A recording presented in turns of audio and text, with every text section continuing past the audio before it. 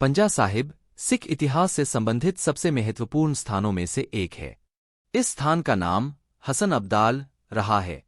यह अब पाकिस्तान में है और रावलपिंडी के निकट लगभग 35 से 40 किलोमीटर दूर है। वली कंधारी का गर्वदलन। प्रथम पातशाह श्री गुरु नानक देव जी अपनी तीसरी उदासी के दौरान मक्का मदीना तथा बगदाद से लौटते हुए इस स्थान पर आए थे। यहाँ एक ऊंची पहाड़ी थी। इस पहाड़ी की चोटी पर एक फकीर वली कंधारी रहता था।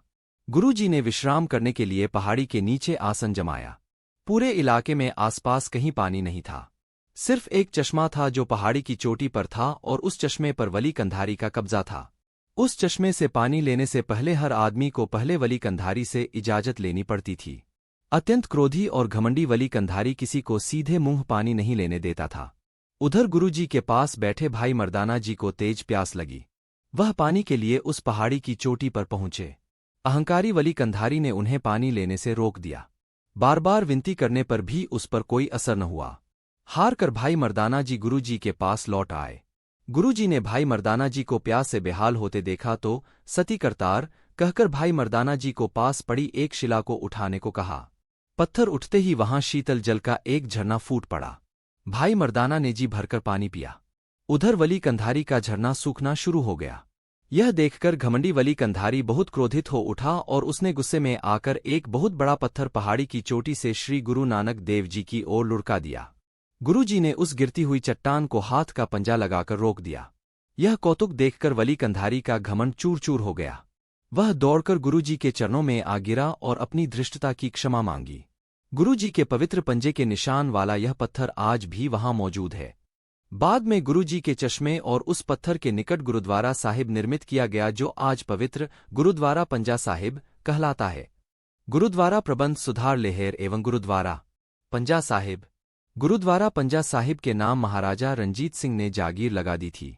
अन्य गुरुद्वारा साहिबान की भांति यहाँ का प्रबंध भी महंतों के हाथ में था। महंत जो इस गुरुधाम पर काबिज था ने धीरे धीरे गुरु घर की सारी जायदाद अपने नाम करा ली थी। 1920 में महंत की मौत हो गई। उन्हीं दिनों भाई करतार सिंह झब्बर और भाई अमर सिंह रईस झबाल के नेतृत्व में सिखों का एक जत्था गुरुधाम को महंत से मुक्त कराने जा पहुंचा। नए महंत संत सिंह के विरोध के बावजूद 29 नवंबर 1920 को इस पवित्र गुरुधाम को महंत के पंजे से मुक्त करा लिया गया। साका पंजा साहिब। 28 अक्टूबर 1922 को यहाँ एक और ऐसी घटना घटी जिसे पंजा साहिब को दूसरी बार ऐतिहासिक महत्व प्रदान कर दिया। यह घटना साका पंजा साहिब कहलाती है। 20वीं शताब्दी के प्रारंभिक वर्ष गुरुद्वारा प्रबंध सुधार लेहर के वर्ष थे। समस्त गुरुद्वारा साहिबान लंबे समय से महंतों के कब्जे में थे। गुरुद्वारों की संपत्ति एवं चढ़ावे पर पल रहे ये महंत बेहद स्वार्थी और भ्रष्टाचारी हो गए थे। सिख संगत चाहती थी कि सारे गुरुद्वारा साहिबान का प्रबंध सिखों द्वारा चुनी गई प्रबंधक कमेटी चलाए और गुरुधामों से प्राप्त आर्थिक एवं संगठनात्मक शक्ति का प्रयोग सिख समाज के समुचित विकास के लिए किया जा सके। अंग्रेज सरकार की ओर से गुरुद्वारा एक्ट 1921 पारित हो जाने के बावजूद अनेक महंत गुरुद्वारा साहिबान को सिख समाज को सौंपने को तैयार न थे। ऐसे में सिख समाज मोर्चे लगाकर गुरुधामों को मुक्त करवा रहा था। इसी आंदोलन के अंतर्गत जिला श्री अमृतसर में गुरुद्वारा गुरु का बाग का मोर्चा लगाया गया।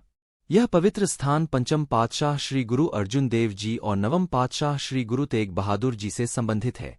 22 अगस्त से 17 नवंबर 1922 तक चले इस मोर्चे में 5500 सिख गिरफ्तार कर जेल भेज दिए गए। इन सिखों में से एक जत्थे को 2.5 साल की सजा सुनाई गई और अटक जेल भेज दिया गया। 28 अक्टूबर को एक रेलगाड़ी इस जत्थे को लेकर पंजा साहिब रेलवे स्टेशन से होकर गुजरने वाली थी।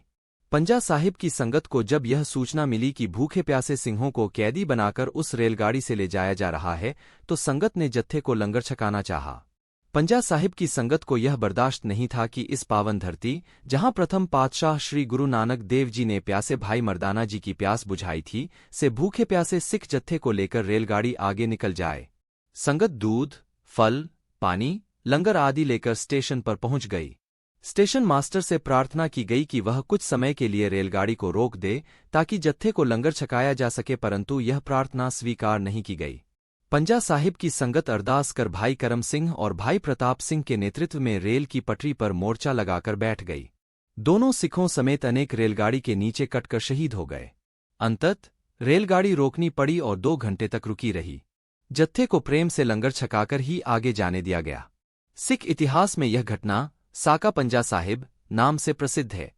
आज का पंजा साहिब बाद में सन 1930 से 32 में इस पवित्र स्थान पर एक सुंदर गुरुधाम एवं सराय का निर्माण करा दिया गया था। यहाँ हर साल बैसाखी का मेला लगता था। चैत्र की चतुर्दशी और भादों की अमावस्या भी बड़े पैमाने पर मनाई जाती थी। यहाँ 22 आषाढ़ से पहली सावन तक जोड़ मेला भी लगता था। देश विभाजन के बाद यह पवित्र गुरुधाम पाकिस्तान में रह गया। अब भी विभिन्न ऐतिहासिक दिवस के समय सिख श्रद्धालु जत्थे के रूप में यहाँ जाते हैं।